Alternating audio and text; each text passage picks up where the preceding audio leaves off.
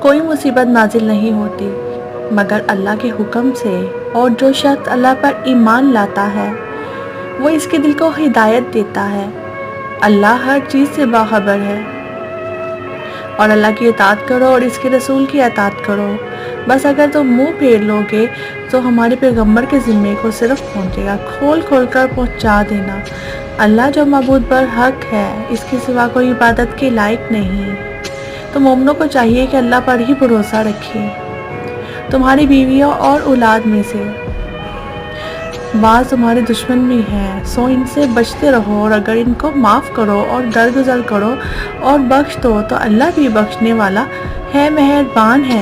تمہارا مال اور تمہاری اولاد تو آزمائش ہے، اور اللہ کے ہاں بڑا اجر ہے۔ سو جہاں تک ہو سکے اللہ سے ڈرو اور اس کے احکام کو سنو، اور اس کے فرمان بردار رہو، اور اس کی راہ میں خرچ کرو۔